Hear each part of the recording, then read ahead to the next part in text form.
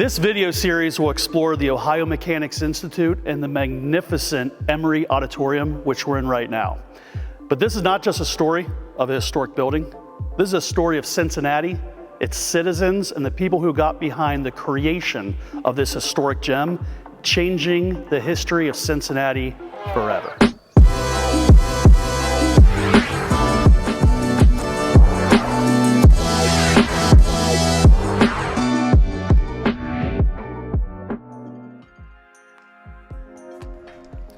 Our story begins in Cincinnati in the early 1800s. We're here at beautiful Smale Park on the banks of the Ohio River and at the base of the Roebling Suspension Bridge.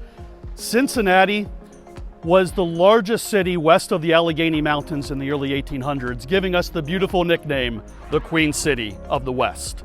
And that was a nickname that was not to be unearned. In 1819, Graham Worth visits Cincinnati to manage a bank. He expected a rough and tumble frontier town, but what he encountered was a beautiful metropolis. He said, "Talk to me of the backwoods. These people live like princes." The costly dinners, the dinner service, the fine wines, the splendid cut glass, he was blown away by what he saw.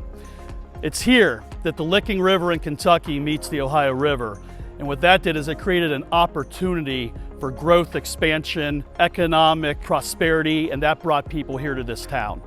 It's in this cauldron of opportunity that two men jumped in feet first. Thomas Emery Sr., an Englishman, and Miles Greenwood, a resident of New Jersey. We're going to start with Thomas Emery Sr., and we're standing at a significant location right now, the foundation of his famous candle company. Coming to Cincinnati in the 1830s, Thomas Emery Sr. was a natural entrepreneur. His first business struggled and failed during the recession lasting from 1837 until the mid-1840s. He starts his second business in 1840, processing pig fats and animal lard into candles. Cincinnati around this time was the world's #1 pork-producing city, giving us an even more colorful nickname of Porkopolis. And it's in this environment that Emery was able to thrive. From this location, located on what would have been Water Street, we're right next to the banks of the Ohio River and what would have been the public landing. At that time, you'd have raw goods coming in the river and right to his front door, where he could then process material into candles and ship it right out that very waterway, giving him access to tremendous growth and financial success. The Ohio River wasn't the only main waterway we had here in town. There was another waterway that used to be the Miami-Erie Canal.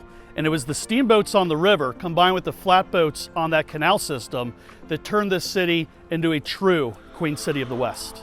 We have traveled north and now we are on Central Parkway and over the Rhine here in Cincinnati. And this is a very important neighborhood and a very important street because at one point in time, this was actually the Miami and Erie Canal. This was a hand-dug, handmade canal that spanned 274 miles from Cincinnati to Toledo, connecting the Ohio River with Lake Erie. That then opened up a wealth of commerce for this neighborhood and this city. During this time, this is when German immigrants began to settle north of the canal. And as they're settling, they would have to cross over the canal, and that is where the name Over the Rhine came from. And behind me used to be the old OMI Emery building. And prior to this, on this site, but not the same building, was Eagle Ironworks. But before we dive into what Eagle Ironworks is and the significance of this building, we need to tell you about Miles Greenwood. Miles Greenwood was born in 1807 in New Jersey, then moved to Ohio with his father in 1817.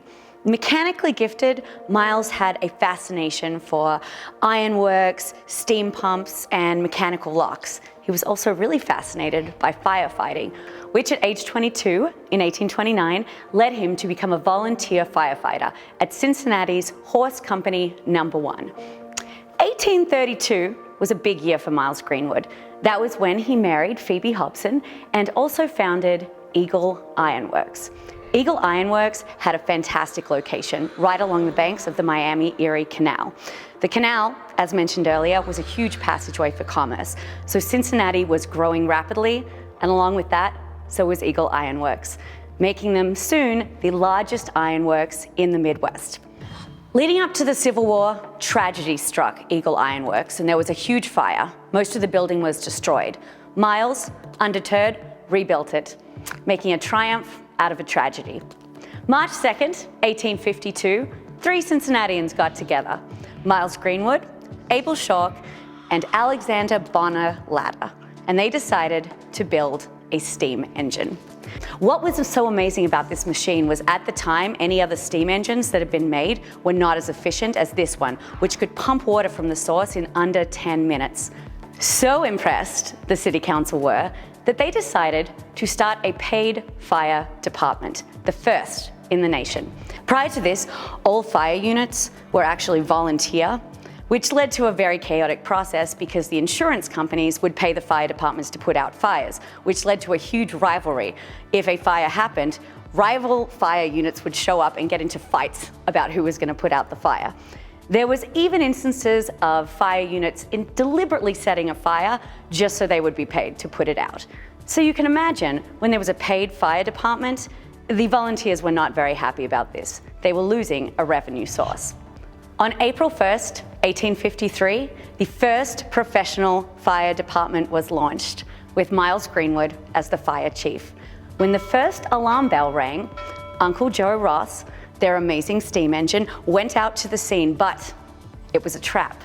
The volunteers, very angry about losing their revenue stream, had intentionally set a fire, and their plan was to destroy this amazing steam engine. But Miles was fierce and determined, and his team was so efficient that they managed to put out the fire before the volunteers even had a chance. People loved Miles Greenwood's fire department so much that in 1854, the citizens of Cincinnati banded together enough money to buy a second steam engine, which they called the Citizens' Gift. Miles Greenwood was fire chief for 1.5 years. He answered every single call, never took a day off. And then he went back to Eagle Iron Works when he thought the fire department was in good hands. Business was booming, and then the Civil War happened. When the Civil War began, this is when Miles Greenwood decided to also take Eagle Iron Works to war. He halted all other production and had Eagle Iron Works producing specifically for the Union Army. And the very first project was to produce 12 iron anchors for pontoon bridges requested by General John C. Fremont. And Eagle Iron Works was able to produce these iron anchors in less than 24 hours. And that became a logistical success for the Northern War effort. As the Civil War continued to press on, Greenwood's Eagle Iron Works continued to develop new machinery. So you could say that Miles Greenwood's contributions to the Northern War effort cannot be overstated enough.